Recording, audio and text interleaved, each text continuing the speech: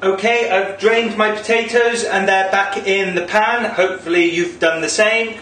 And turned the heat off my onions, which hopefully yours are like this. Really nice and caramelised, and smell should be fantastic, especially with the thyme in there. It's absolutely brilliant. And we can get on and mash the potatoes. So just giving them a good old bash about.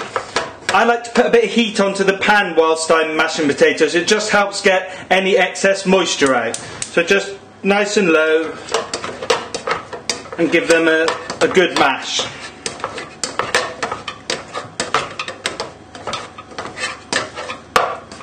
And the mashed potato is going to sit at the bottom of the pie. And this has a really good effect. It means that when you put the gravy on top, it'll soak into the mash, but it won't soak into the pastry and cause soggy base of the pastry. There we go. Sorry for the noisy bit. And now we just need to add in a little knob of butter.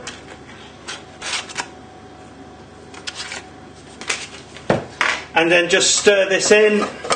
This should hopefully bind it together.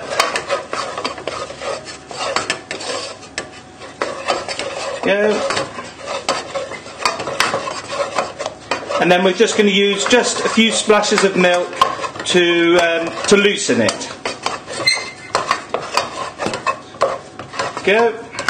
I haven't added any salt at this stage, so I'm going to just add in a nice pinch of salt.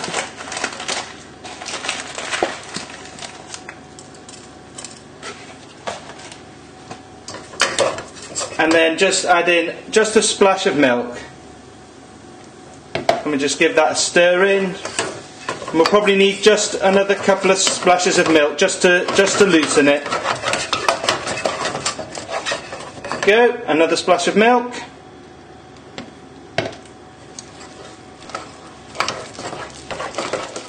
There we go, and that'll be perfect. Nice and creamy, but not too loose, and we can get on and make the gravy.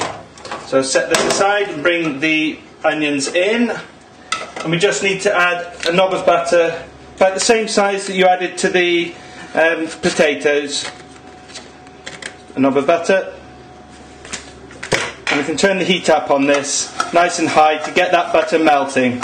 And then we'll add in the flour and then gradually stir in the beef stock.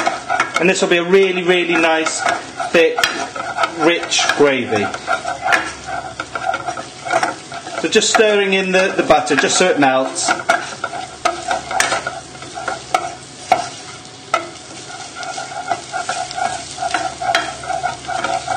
Go. Now we can add in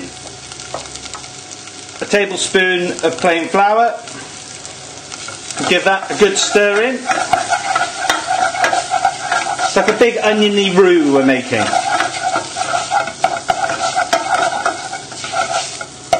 There we go.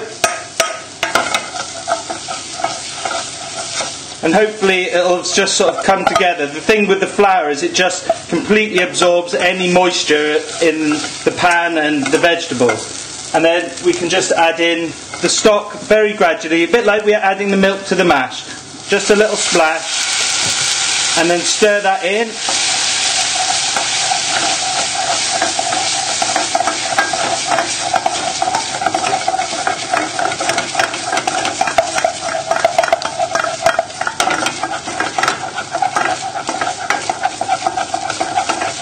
There we go, and we can add in another splash of stock.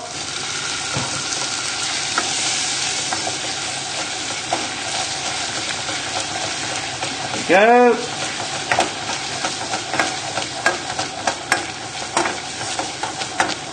Just stir, stir, stir.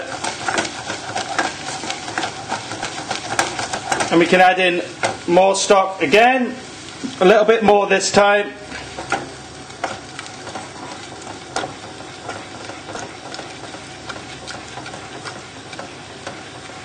So just keep stirring. There we go. I'm going to turn the heat off now.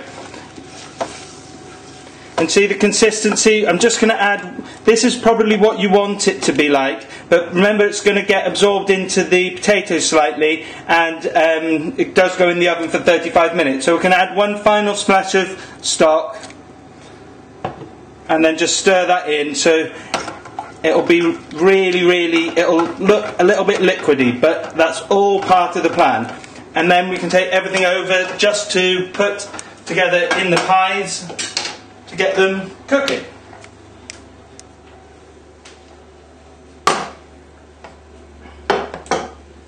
Right, hopefully you've still got your pie cases that you made and your 2 lids.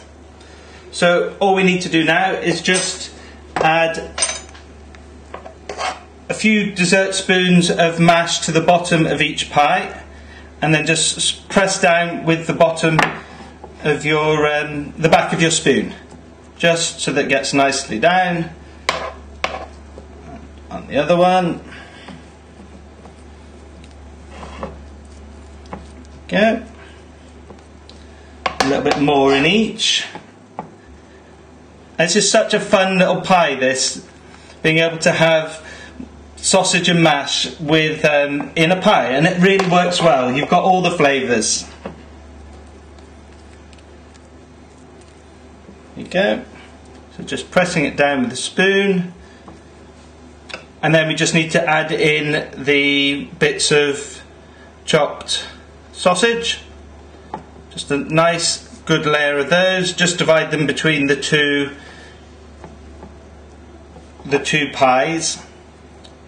Should be able to sort of manage. You can press them down into the mash slightly. Just 2 layers. That's all we want. It's got to have enough sausage that you can notice it. Go. Pinch one of these bits back.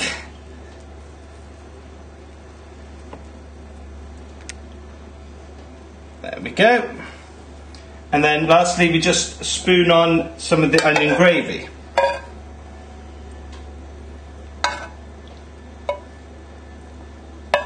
And just keep spooning it till you don't want it to be filled right to the top, but you know, almost to the top, because it will soak into the mashed potato.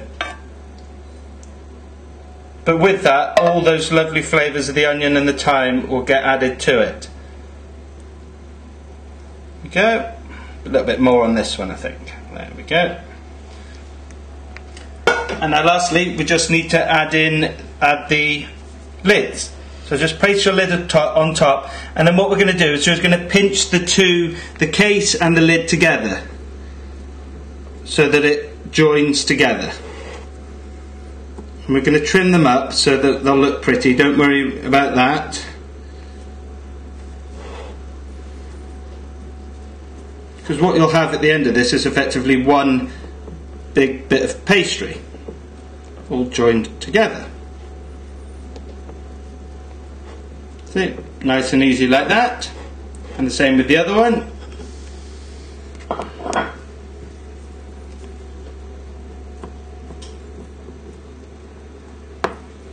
Pinching it nicely together so that it joins perfectly, and then just fold it over with your hand. It'll help to join it nicely. Make sure that there's no gaps, and the same with the other one. Just see, as I'm doing this, just pressing it down with my hand. And then the last thing we're going to do is just trim them up. So what we're going to use is just the outside edge of the pastry, of the pie dish, sorry, couldn't think what it was called then, and then just with a knife, just trimming away. And this should help us turn the pies out when they're done.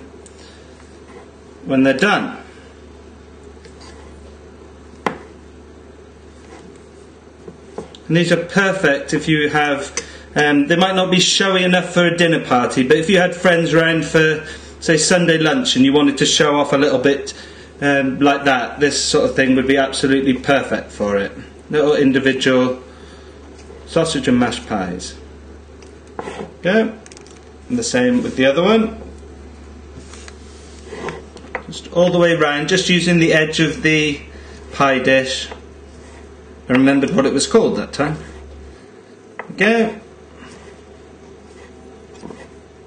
Then all you need to do is pop these on a baking tray and pop them into your oven. There we go.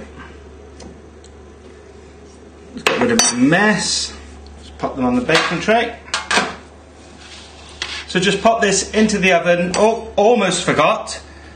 Crucially, you need to make 2 little holes in the top of the pastry. There we go, almost forgot that. We're getting carried away, this smells so good. And this will just allow the steam to come out of the pie as it cooks. So now they are actually done. Just pop them into your oven for 35 minutes and then leave them to stand for about 10 minutes when you take them out of the oven. And then that's it done, but I'll show you how it looks when you turn them out.